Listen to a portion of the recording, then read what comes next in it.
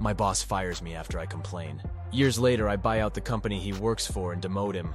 Guys, there's far too much that went on behind the scenes for me to explain here. Needless to say that the gulf in pricing between Lincolnshire and Wiltshire is tremendous. Andrew's company was in a small Lincolnshire town with low pay, low cost of living, and high unemployment. Many of the clients were small companies unable to afford a dedicated IT staff. Also, I'm not the best at shrinking what I write so that it still makes sense. Ancient history. I started out my working life in a small rural English town in Lincolnshire, with low pay and high unemployment. In 1996, I started working for a local government IT department. I was fired in 2002 after I noticed that a whole host of ideas and new pieces of software, spreadsheets that I made, were suddenly in use with my boss, let's call him Paul, claimed were his own. Management sided with him. It eventually ended in a court battle. But this is another story. Fresh from the court battle and with a 7-figure payout, I moved to Wiltshire in 2004 and started my own business in IT, first as a consultant, then as an MSP who mainly dealt in security, web software, and asset management. We offered it support, but that market was overcrowded, so we had a slow uptake on that. Rescuing an old friend. Cut to 2015. An old friend from my local government days, let's call this one Andrew, gets in touch. Andrew tells me that he needs some help with his IT company back in Lincolnshire. They were one of 3 companies in my old hometown who are support-based service providers, and they were struggling to expand. He wanted me to take over running their support team as a consultant. We agreed a small fee, $25K, and I started. After a month, I delivered a detailed report as to why the company was underperforming. I volunteered to stay on and reshape the company. Andrew, the owner, said yes and put me in full control of the support department. A month later, we were running with high efficiency. I suggested that he needs a dedicated salesman, and he said that he knew just the person. Re-enter Paul. Remember the guy from earlier? Paul, who fired me and claimed my work as his own. Guess who Andrew recruited? Andrew was unaware of what Paul had done to me, so as far as he was concerned, Paul was going to dynamically transform the company. Paul caused so much chaos that every team suffered, and the 3 most experienced people quit. Profits took a nosedive and he had to control everything. Again, he took all of my policies and procedures, threw them out, then after a few months reinstated them as his own.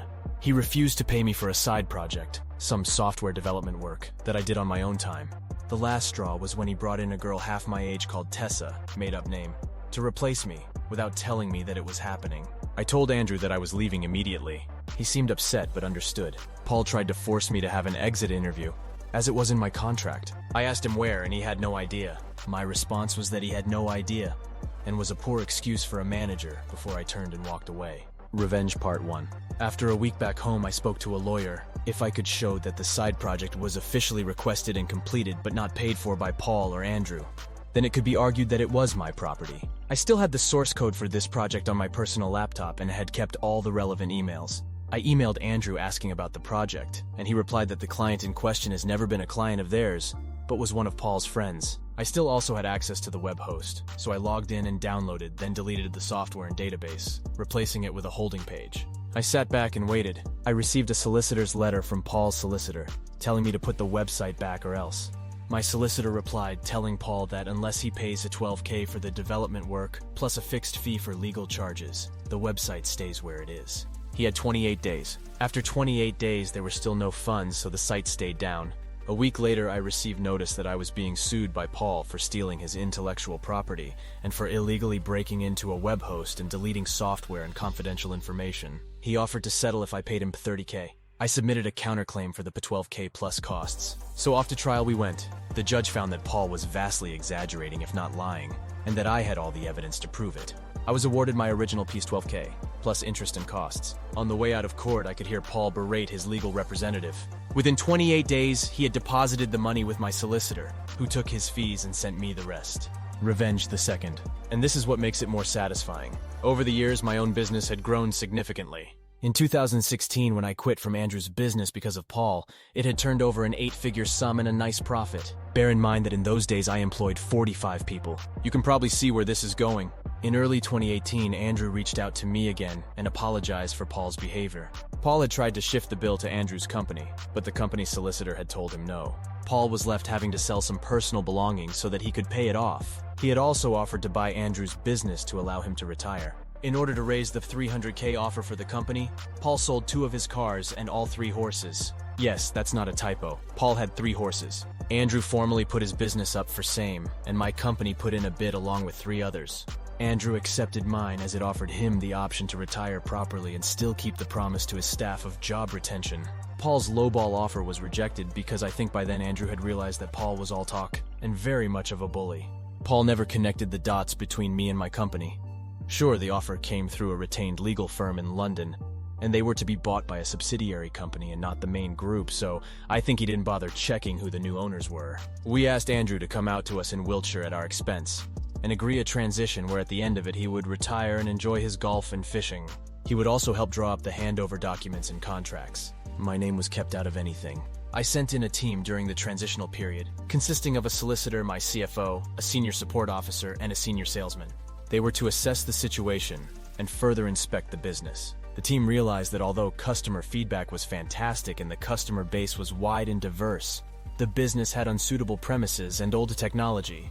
Each team was broadly left to their own devices until they got out of hand, when Paul took tight control. Our existing policies would be enough to stop that. On the last day of the transitional period, the team assembled everyone and told them that from Monday there would be changes. Shirt and trousers was now men's uniform. Women had to wear business casual attire. New staff would be coming in to reshape the business, but no one will be losing their jobs, although some will have to be redeployed.